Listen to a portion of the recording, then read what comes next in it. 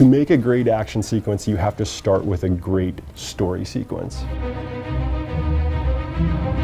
An action sequence can be fun to watch, but unless you're invested in this character and what they're trying to do, it doesn't mean much. One of the things I really like about Marvel Comics is when you look at a panel, the characters really pop. You can always see the characters, you know what they're doing. When we were building out the raft sequence for our E3 demo, we actually went in and we talked with Insomniac a lot about how we could exactly position the villains so we would almost see like these images that flash panels from the comics themselves. We wanted to try and get that same angle and same framework into these scenes. We don't actually do storyboards. We actually do a 3D previs. I'm talking about pre-visualization in 3D. The entire file will actually look like what you see in the final product, but it's all grayscale, and then the animators just do temp animations to block out all the scenes, block out the cameras, and then set up the flow of the actual combat. And once we agree upon what we're going to do, we then go to the mocap stage and shoot it. To achieve both Spider-Man's motion and some of the other more stylized or superhero characters, we drew from everything possible. Right off the bat, we looked at parkour, we looked at gymnasts. We actually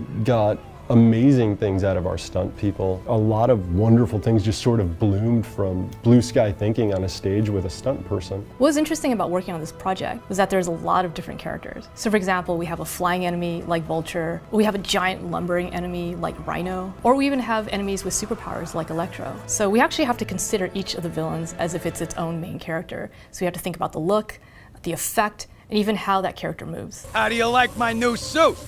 Dashing. Where'd you get it? It's an exclusive club.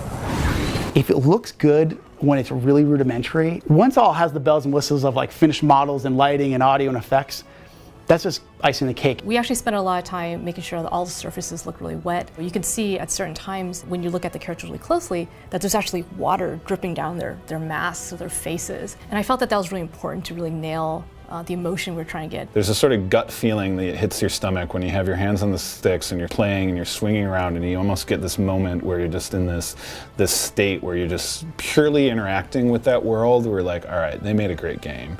And that's sort of where I've been at, you know, since probably a couple months now, and I'm really, really excited to get this out into the world and see how people react.